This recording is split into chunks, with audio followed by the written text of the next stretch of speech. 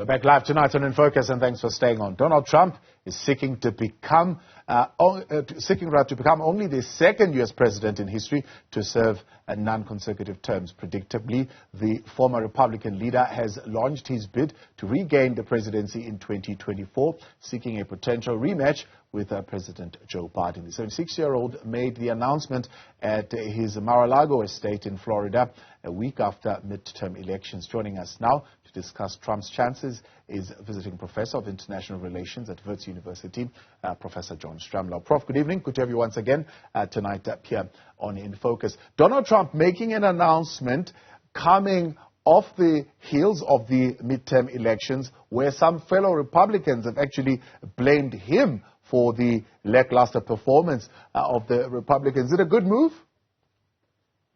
Yeah, it is a bad move for the country, and for him, I think it's really more a question of vengeance and avoiding prosecution, because there are a number of court cases that are pending, and this will make much more complicated the judicial process, starting from the Justice Department, but up on New York State and other places too. So Donald Trump gave a announcement last night in Mar-a-Lago, but no prominent Republicans showed up for this announcement.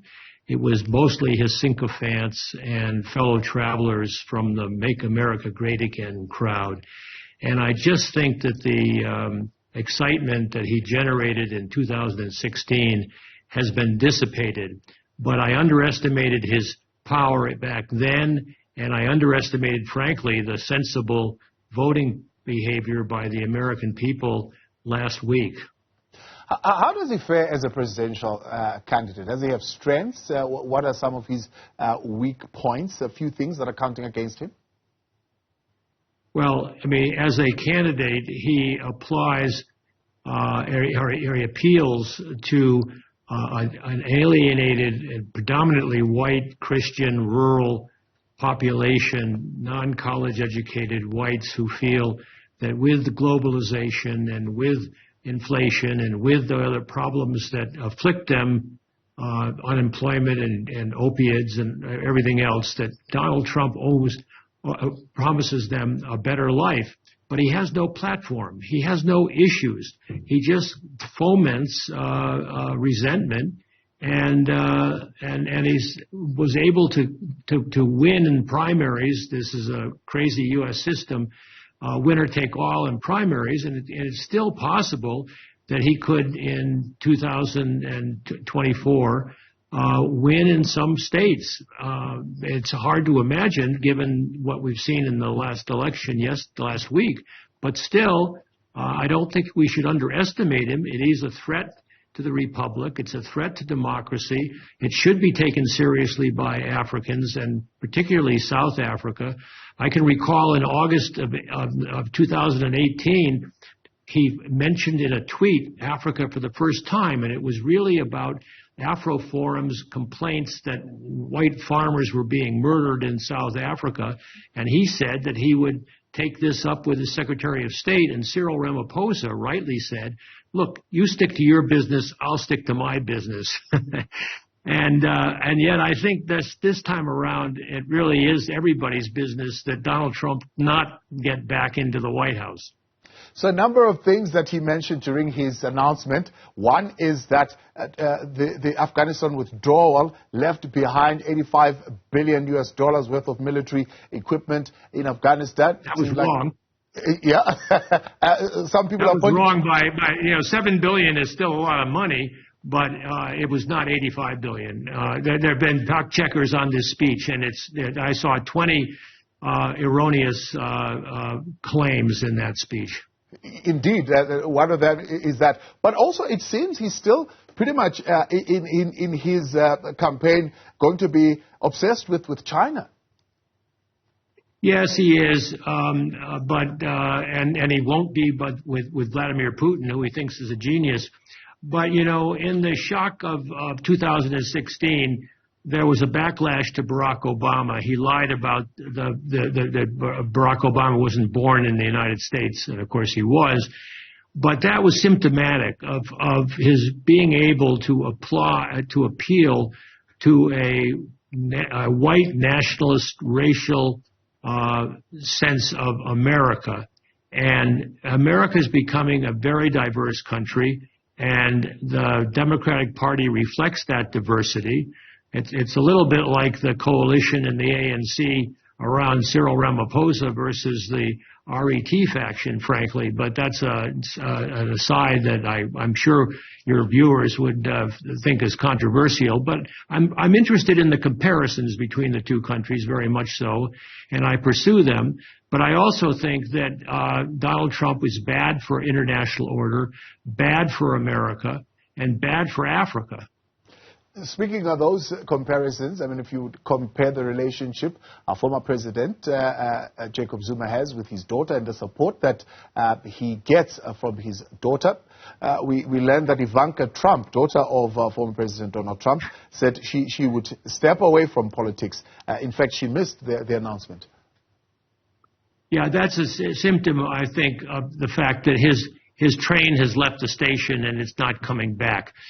He's not going to probably get the traction. However, it's still very, very unclear whether it'll be a mini Trump like Ron DeSantis in Florida or a sensible mainstream conservative like Chris Sununu in New Hampshire. I mean, there are a lot of people around who could run a good election against a Democrat on traditional conservative values that I don't adhere to myself, but it's a serious debate. But in fact, Ivanka Trump's saying that she would not be active in politics and is going to take care of her children, I'm a little raises my eyebrows, but it's significant indication. And Jacob Zuma's time has passed as well. You know, famously. It was said by the great South African comedian Trevor Noah that Zuma and Trump are brothers of another mother. But you shouldn't lose sight of the fact that Jacob Zuma came through the anti-apartheid struggle, and Donald Trump is a racist, and he did have a long history of this before he ran for president in 2016. And the American people looked the other way for all of his other shortcomings, or at least a significant segment of the population. He didn't win a popular vote, but he did win in the Electoral College. Yeah. Is the parties, Republicans, are they willing to look away? It seems his bid for the presidency of 2024 is splitting the Republicans somewhat. Yeah, that's very hard to answer. It's a very important question, but it's very hard to answer because the Republican Party is in crisis, even though it has managed to leverage structural advantages that it has through the Senate, which is 100 members, and so therefore someone in Wyoming, a senator in Wyoming needs versus a senator in California. The California senator needs 60 times the votes to get elected. It's not democratic, but they've leveraged the advantages they have to do a kind of a state capture. I mean, we're familiar with that issue here with regard to corruption and the inner dealings of the system. It's very different dynamic, but the result is the same. It's an offense to a constitutional requirement that all votes be counted equally and that there be some judicial oversight that is nonpartisan and credible to the public at large. That's how democracies work. And Trump's undermined both of those. Well, except for, of course, going head-to-head with Joe Biden, but are we likely to see Trump go head-to-head with the governor of Florida, where some reports are indicating that the donors of the Republicans would like to see Ron DeSantis actually being elected as president? Well, yeah, I know that's the current bubble, and the election is still 2 years away. So, you know, I joke that if you can tell me what's going to happen in Nazareth, I'll tell you what will happen in 2024. But next month in Nazareth.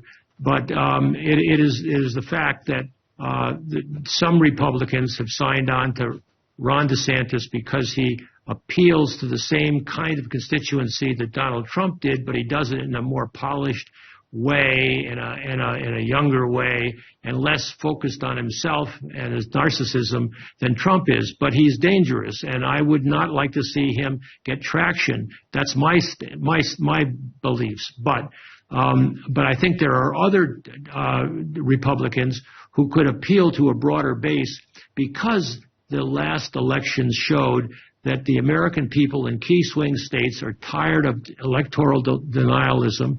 They're tired of the drama and the lack of any programs that the Republicans under Trump and probably DeSantis are guilty of, and they don't want to see abortion outlawed. That's another very explosive issue that was mobilized in this by-election. Is one of the reasons why Joe Biden, who was the day before the election, was shown to have an approval rating of only 39%. But the public just looked the other way and said that's not the issue that we're concerned about. We're concerned about electoral integrity. We're concerned about the rights of women. It'll be very interesting to see whether the Equal Marriage Act gets approved as a federal legislation in December before the Republicans take over the House of Representatives by a small margin. And if that does happen, it's again a sign that the country is moving toward more of a country like the South African Constitution envisions for this country to achieve. But we know how difficult that is. Does Joe Biden have what it takes to take on Trump and get his way? I mean, they got the U.S. Senate again, albeit by a small margin, just one seat. Thank God. Yeah, and whether he'll be able to go again at it. Well, you know, Joe Biden is a very talented man, but he turns 80 on Sunday. And so he would be 86 when the second term is up.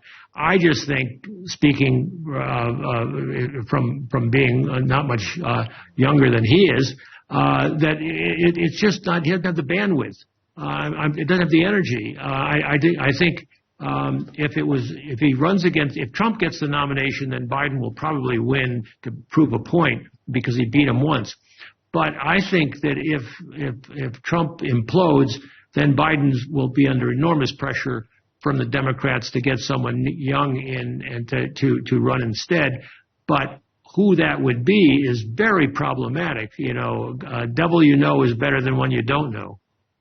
Hillary Clinton might want to give it another step? No, I think she wisely, you know, she's a tragic figure because she's a very talented woman, and she got impugned by the Trumpians in ways that, and there were just a whole bunch of circumstances in retrospect. I feel sorry about that. And I think she would have been a better president than her husband was, by the way. And she wouldn't engage in sex in the Oval Office. But on the serious note, her time has passed. Barack Obama's not coming back. The Democrats have to rally around someone, and they've got some very talented people like Whitmer, the woman who's governor of Michigan, or Shapiro's next door, the governor who's reelected just now, Newsom in California, also won big last Tuesday. So there's talent around there, but how do you get around it? And I haven't even mentioned Kamala Harris and the vice president, because she would be the first person to run if Biden does not run. Whether the American people are ready to elect a black woman is a very interesting question. And I would hope they would be, but I'm not sure that they are, speaking analytics. Speaking of that, maybe the wife to Barack Obama could give it a try. Maybe the wife of Barack Obama. That. Oh, you know, Michelle Obama, his wife, has got a new book out. She's not interested in politics, and has made that very clear. And that's one of her strengths. That family has real class. They know their roles. They abide by them, but they also appeal. And she played an enormously important role in American society, and her runaway bestsellers are a good example of that. But I think she wisely feels that it would be just too much of a reach. You know, politics is dirty stuff, and she shouldn't be soiled by it. Prof, appreciate your time. Thanks so much for coming on. Professor John Stremlau there. That's analysis with the latest developments. Trump announcing his bid for the presidency in 2024.